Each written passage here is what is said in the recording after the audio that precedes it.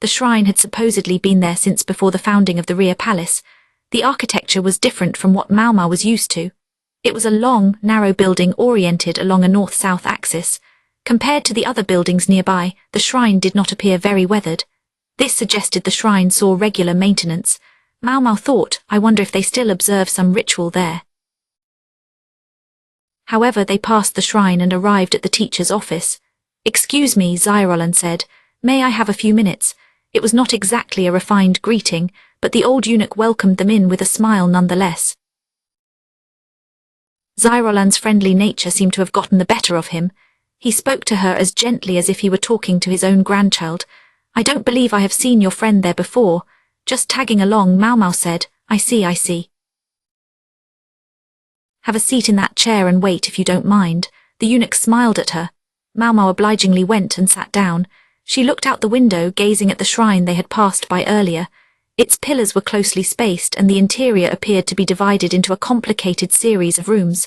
Wondering about that shrine, the eunuch asked. A little. I can't help thinking the architecture is somewhat odd. This was Maomao, who promptly became obsessed with anything that caught her interest. She had been staring fixedly at the shrine without realizing it. That shrine was built by the original inhabitants of this land. Lady Wangmu, the Mother Royal, did not forbid the people from practicing their faith when she ruled this place. Instead, she used it and made that faith concrete. Wangmu was the woman who had appeared in the founding myth the eunuch had been teaching in class. She was said to be the mother of the first emperor. There were many interpretations of the story. The most popular interpretation was that she was either the survivor of a vanished country or a female immortal descended from the immortal realms. Anyone who would rule this land must pass through that shrine. Only those who choose the proper path may become chieftains of the land. That was the charge Wang Mu laid upon the first emperor. Her son was able to pass the test and became ruler of the land. Very interesting, isn't it? That shrine was the reason the capital was moved here as well. The old eunuch smiled nostalgically. It has not been used in decades, though, and I question whether it will see use again in the future. What do you mean by that? Well, the eunuch handed Zyrolan a writing utensil, kindly allowing her to use his own brush. She took it and frowned, still struggling to hold the brush correctly. She did not seem interested in what he and Maomao were talking about. All of the elder brothers of his former majesty were felled by an epidemic. Furthermore, many male children and infants died, depriving the imperial line of any potential successors. That is why the previous emperor, his parents' youngest son, had ascended the throne. The situation had long encouraged unpleasant rumors. These rumors suggested the empress regnant, his mother, had been involved in the plague. Maomao thought the eunuch's story was not very respectful toward the imperial family. However, she sensed no hostility in his voice. He seemed like a scholar simply presenting facts. Zyrolan dipped the brush into the ink and polka dots splashed onto her cheek. Rites of passage were not uncommon, but Maomao was particularly interested in this one. She looked at the shrine. The eunuch looked at her, though at first she wasn't sure what he was thinking. I must say I'm happy to know someone is interested in that old building, he said. Not many want to hear such tales. It has been quite a long time. Then he looked outside as well. But was there someone here once in the past? Yes, my doctor who was here many years ago, a rather eccentric one. Whenever he had time, he would wander about the rear palace with a look on his face much like the one you have now. A face floated into Maomao's mind. His name wouldn't have been Luhmen by any chance. The eunuch's eyes widened with surprise. You know him? Maomao's old man Luhmen looked like an ordinary, reasonable person, but he really was. For one thing, if he had been reasonable and ordinary, he wouldn't have planted medicinal herbs all over the rear palace. Oops. Perhaps I shouldn't have mentioned him. He had been banished as a criminal after all. Maybe it would have been better not to say his name. To all appearances, though, the eunuch didn't seem to bear Luhmen any ill will. Maomao said only, and honestly, that Luhmen was a relation of hers. She added that he now made his living barely as an apothecary. The eunuch looked at Maomao, clearly moved. Zyrolan was gazing intently at her own unsteady characters. I see, the eunuch said. Yes, Luhmen. Perhaps he had been friends with her adoptive father. She wanted to ask about it but realized it was time to be getting back. She collected Zyrolan, who had folded the sheet full of characters. Despite their crudeness, she tucked it lovingly into the folds of her robes and they left the school. 2 days later, His Majesty paid a visit to the Jade Pavilion. Maomao performed her food-tasting duties as usual. She was just about to leave the room when he stopped her. "How can I help you, sir?" she said. If His Majesty wanted to talk to her, it was probably about the illustrated textbooks or something similar. She was unfortunately limited to distributing what she could get past the censor. It was no longer easy to slip things to His Majesty. She thought she had asked Jinchi to tell him that personally. She intends to go to the Shrine of Choosing now. "I'd like you to accompany me." Maomao slapped a hand over her mouth before the sound escaped. What in the world was going on? They went by lantern light through the darkness, heading for the northern quarter of the palace. His Majesty's 2 eunuch bodyguards accompanied them, along with Jinchi and Gaeshun. Jinchi observed everything with a probing eye. He seemed to have been called here quite suddenly. What does His Majesty have in mind? Maomao wondered. The northern quarter was not often bustling, but at night it became eerily silent. A silver lining was that they did not hear sounds of unhealthy love coming from the bushes or the shadows of the trees. When they reached the shrine, someone was waiting for them. It was the old eunuch Maomao had spoken to earlier that day. "I have been waiting for you," he said with a respectful bow. The emperor stroked the beard he was so proud of and nodded at him. "May I enter once more?" "You may enter as many times as you wish, Your Majesty." The hairs on Maomao's neck stood up. She thought she detected a hint of provocation in the eunuch's words. The emperor continued to work at his beard, remaining perfectly calm. However, Gaeshun and the other eunuchs did not hide their displeasure. Jinchi alone did not frown. He was staring intently at the shrine, seeming to be lost in thought. The old eunuch unlocked the shrine door and ushered the emperor inside. "And whom do you require for your attendance?" the eunuch asked. He sounded faintly mocking once again. "These 2, if I may," the emperor replied. He was looking at Jinchi and Maomao, grinning. "What is this about?" Maomao wondered, looking less than pleased as she entered the shrine. She could understand why His Majesty would choose Jinchi. He officiated ceremonies and everything, so he was used to these kinds of places. But Maomao, what possible purpose could she serve? Were women forbidden in here? Maomao whispered this to the old eunuch, but he smiled broadly. He said she might recall that Wang Mu and the Empress Regnant were both women. Maomao did not respond to that. She simply put her head down and followed the 2 men.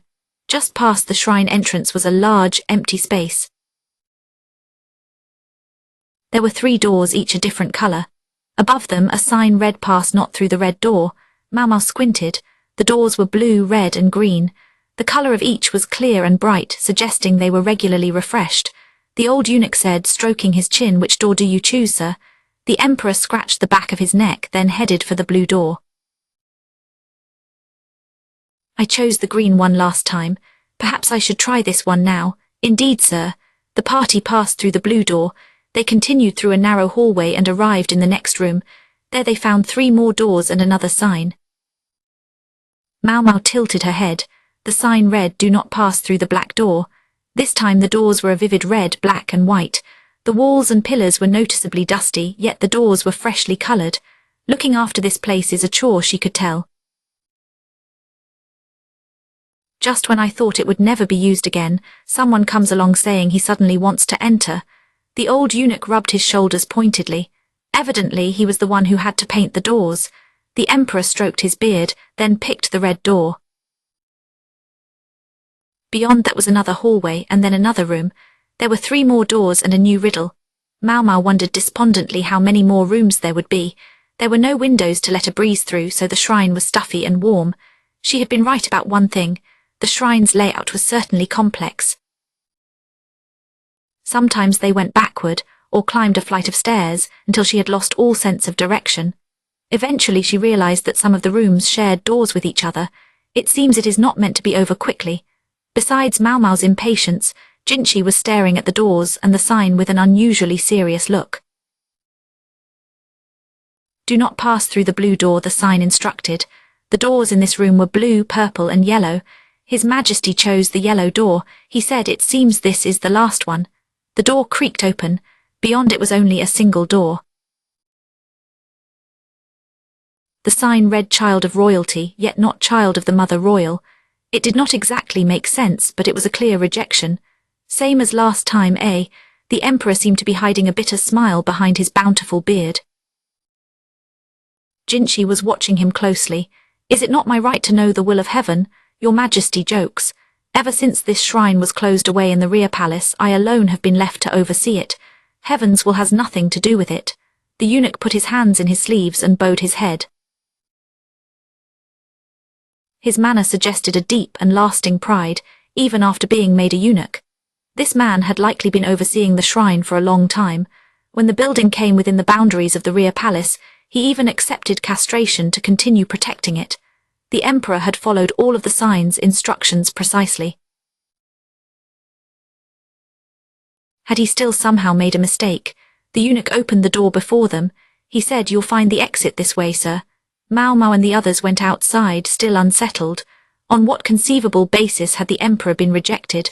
Maomao counted on her fingers, tallying up the number of rooms. She thought about which doors the Emperor had chosen. She even sat down to think about it.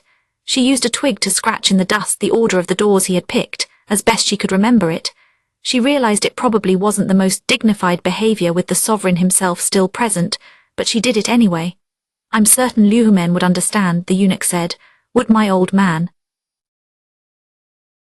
Maomao thought to herself, was that so? Was this a riddle she might be able to answer for them? It was nice of the eunuch to give them a hint, but at the same time it made Maomao purse her lips in annoyance. She felt like he was saying, "Your old man would understand, but you never will." She knew her adoptive father was a special person, but it bothered her to be completely dismissed like that. In other words, Maomao was angry. "Are you saying my adoptive father would know what is going on?"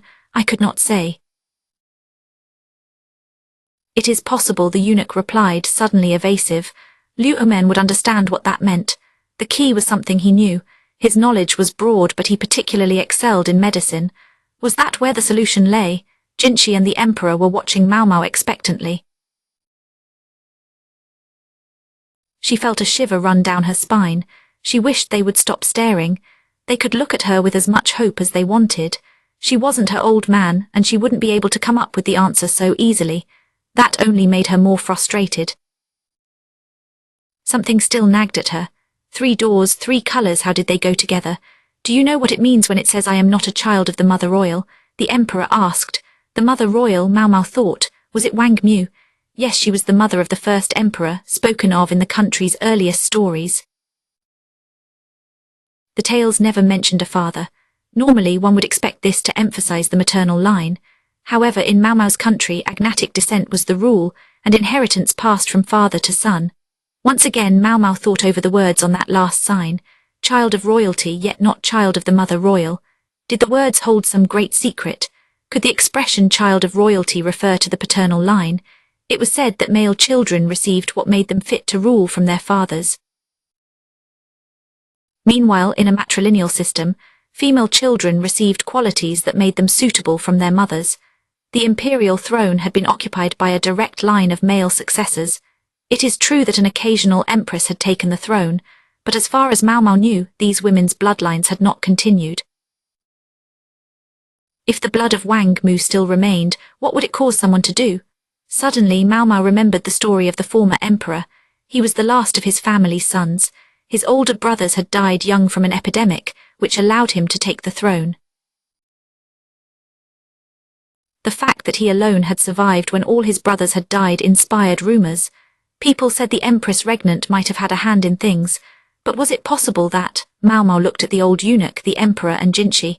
Then she went and stood in front of Jinchi. Master Jinchi were the brothers of the previous sovereign, all born of the same mother. He looked perplexed by the suddenness of the question, but it took him hardly a breath to answer.